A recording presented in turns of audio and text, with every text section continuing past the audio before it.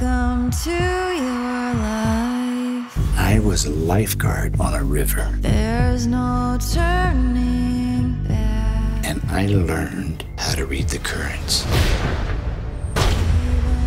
Not just the ones on the surface, but also the ones deep underneath the water.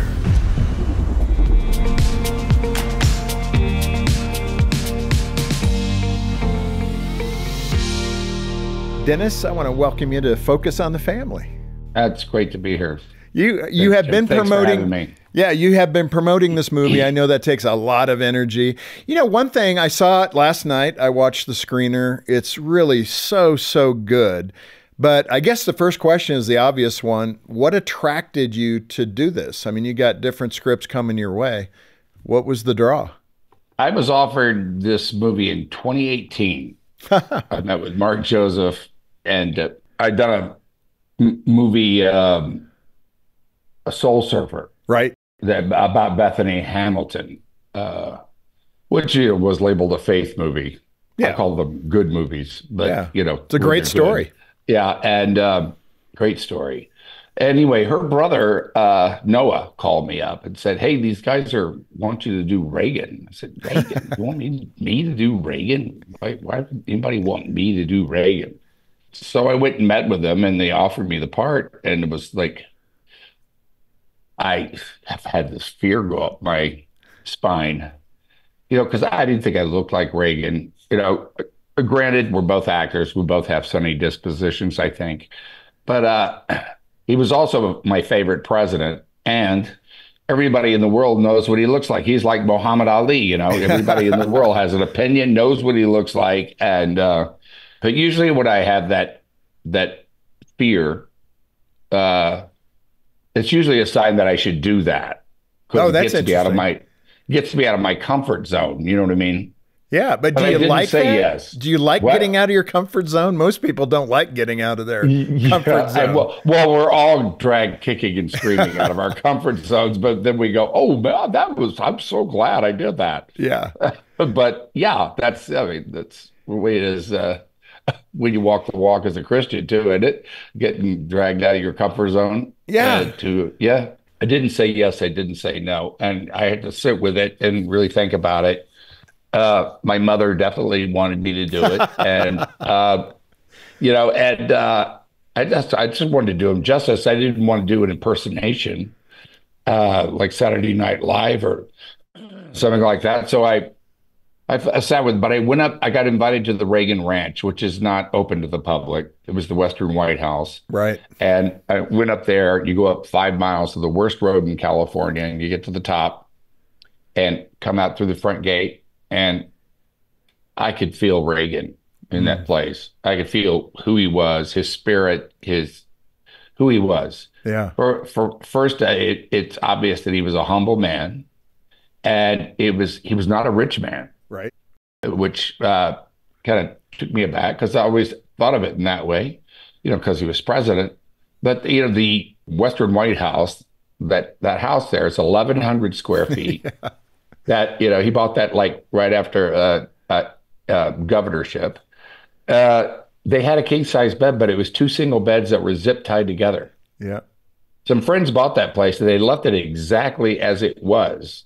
You feel like Ron and Nancy left and they're coming back any moment. Their clothes are in the closet. Anyway, that's when I said yes, because I could feel him as a person and I felt like I could get there. Let me ask you, for our audience, our listeners and viewers, the faith component has always been intriguing with President Reagan, sometimes on full display, sometimes very quiet.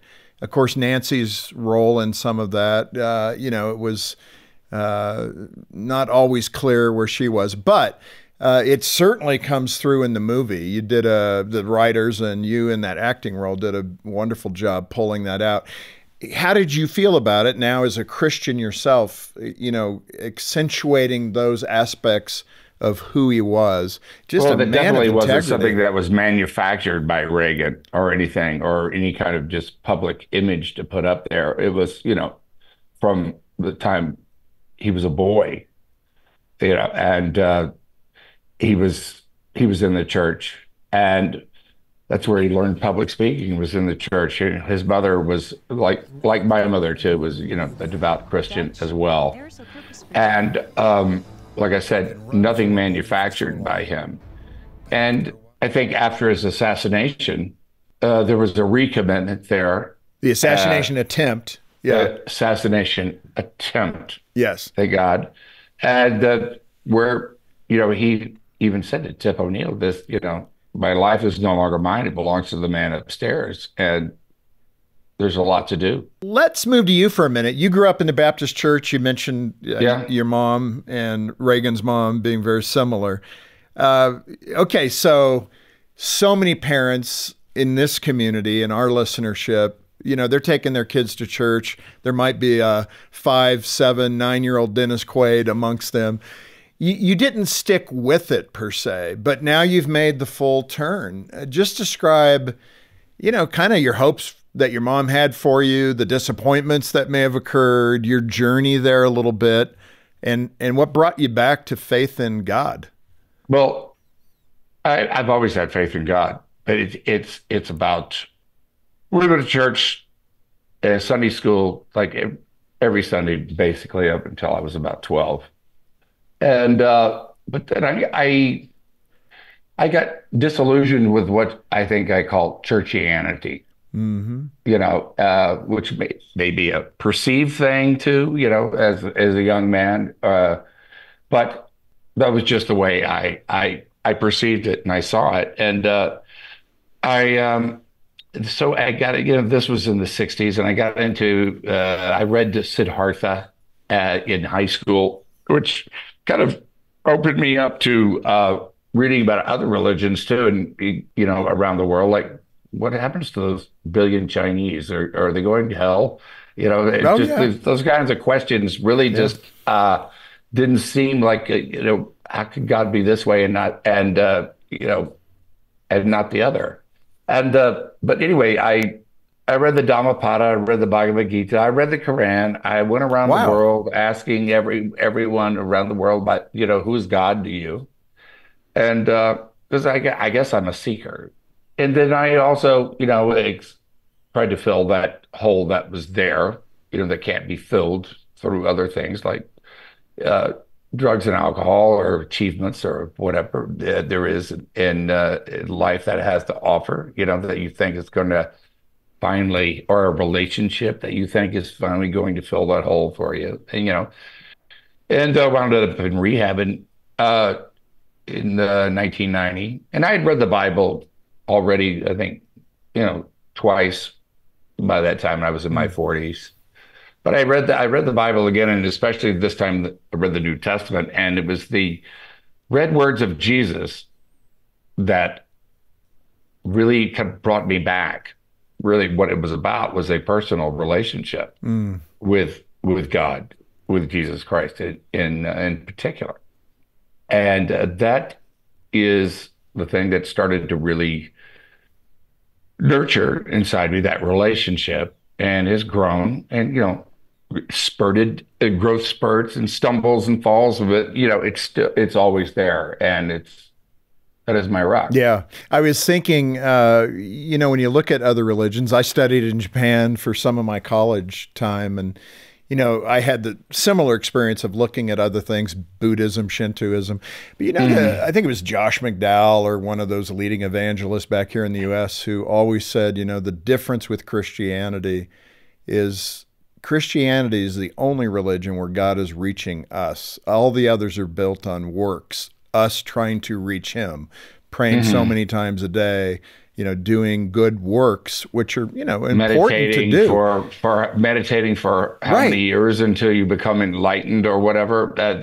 And I do believe in meditation. I think, when Jesus talked about prayer, it's prayer and meditation, it's meditating on God, which is all great.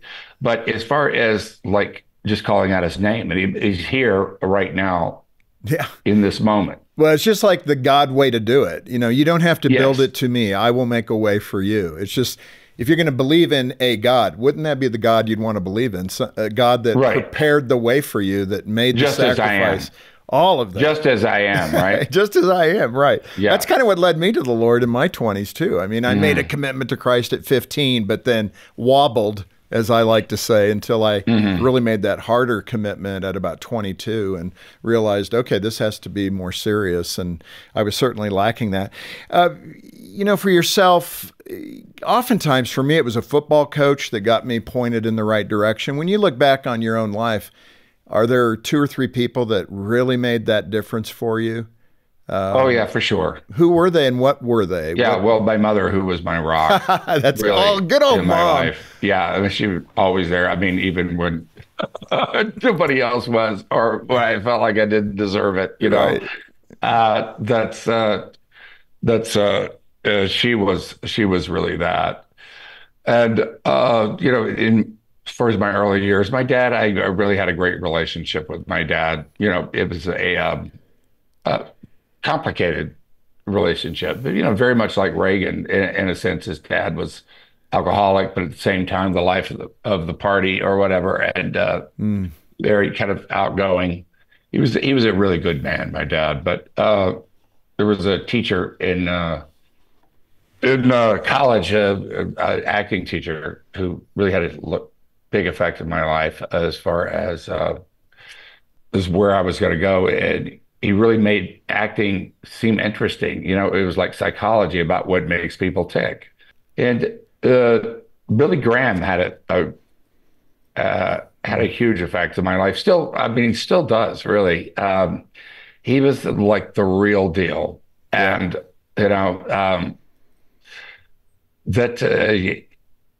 he was, I almost felt like he was like my father. In a sense, my spiritual father here on earth. Just growing up, I never met him or anything, and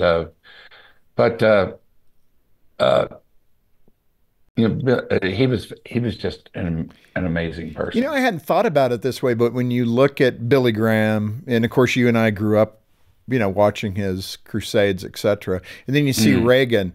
There are attributes in the two of them that are similar. This commitment to simplicity. Billy Graham didn't get lost in the weeds. He didn't Right. get caught up in debates. He never made it about himself No. either. I mean, it's always the gospel. Always, Right. this is what Jesus has said. This is what he's done for you. Why Right. not respond to his invitation? And, Right. in some ways in the film, the Reagan film, you all did a great job of boiling down the essence of Reagan to be simple and straightforward. And there's just not to leave wiggle room with words, but say what you mean what you say. Let's, again, the movie's coming out this weekend. You can find where to see that. It's going to be a great show. I do notice the guitars. Everybody that's visually watching this is going, ask him about the guitars, Jim. But you've also done a number of albums, and you're musically gifted, which is funny. It's like the right side of your brain is working, huh? Well, right or left side, yeah.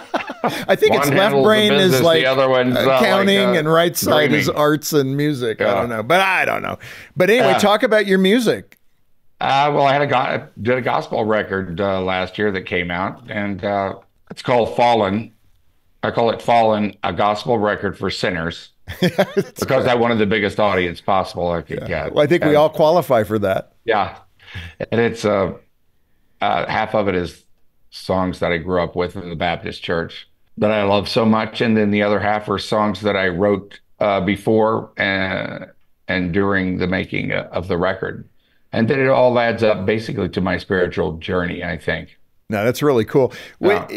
Looking at Christianity in Hollywood, I know Mark Burnett and Roma Downey and a handful of other people that, do such a good job representing the Lord as they're working professionally and kind of top of their game and doing the right things. But that's got to be kind of a difficult environment. You've moved out of California now, but describe for us just that world, living in that world, that bubble, and trying to be a person of faith. We all have probably ideas of what that looks like, but is it difficult, or is it okay if you're living to who you are and being true? You generally get a hearing. I think Hollywood gets that, but I think there's really quite a lot of people of faith out here. Maybe they may not speak publicly about it, maybe because they feel like, going to get canceled or Yeah, I've you know, heard it's that always there been are a like lot of that. Christians. But you know, there was some very vibrant churches out here. I was you know, when I first got out here, Jess Moody. I don't know if you're familiar with Mm-mm.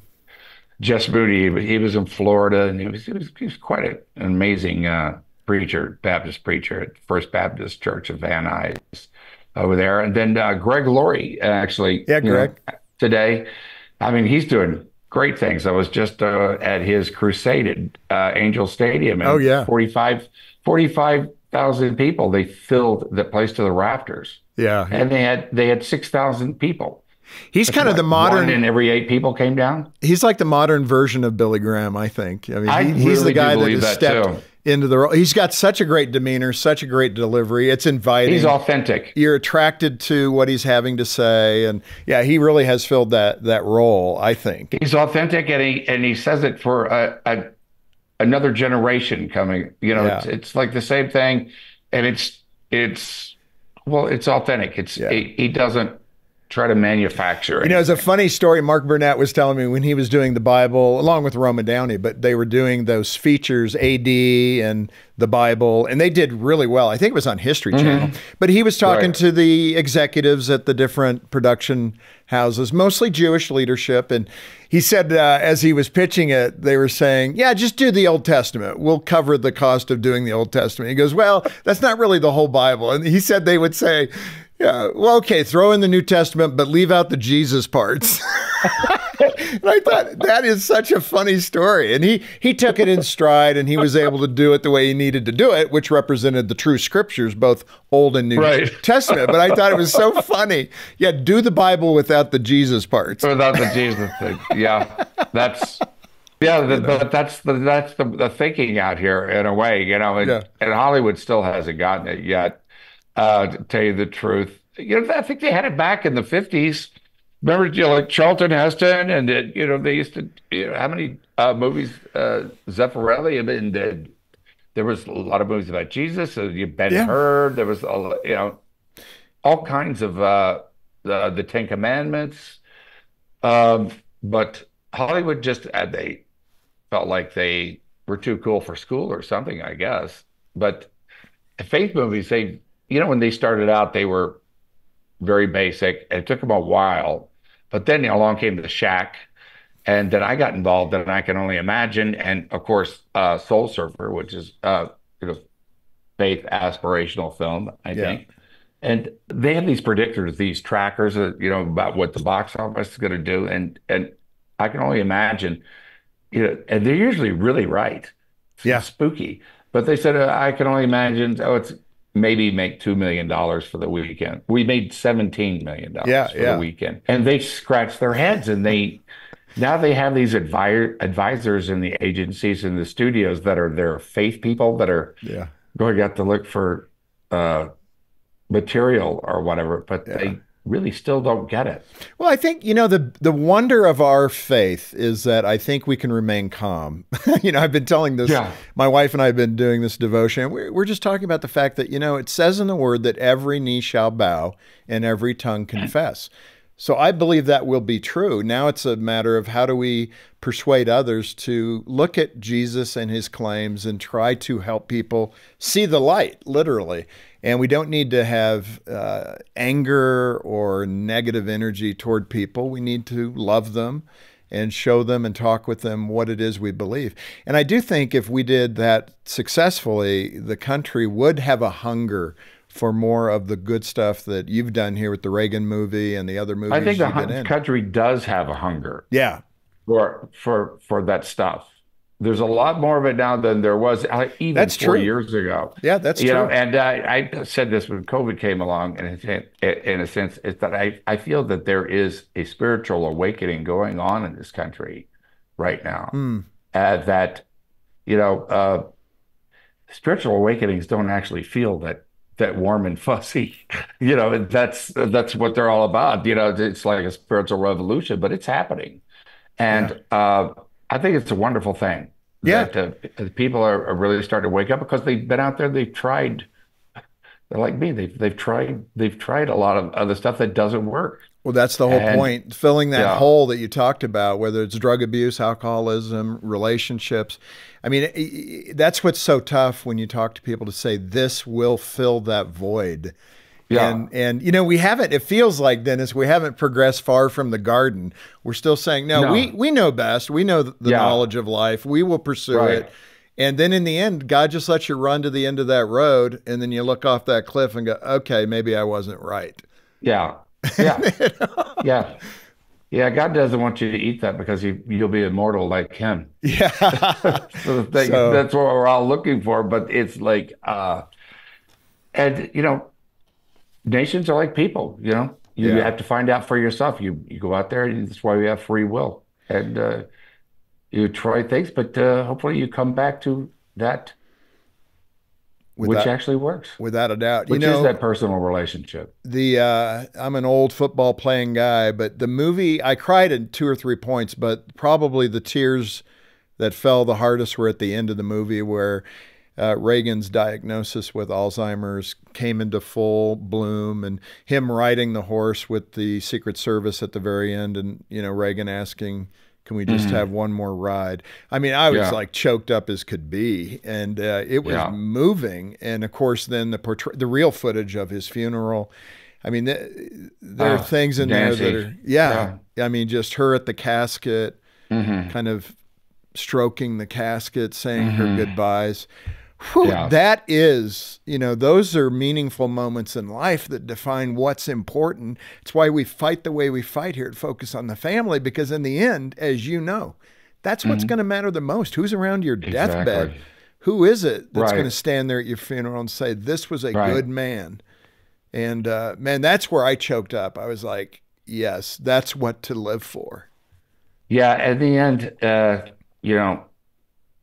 I won't be on my deathbed going, "Gosh, I wish I'd done that movie," or "I did this, that." If anything, it would be about, I wished I'd attended, with my family, my kids, my mom and my dad. Mm. I wish I could have said this. I wish it, you know, I try, I really try to remember that in raising my kids, and also try to remember that in being a son.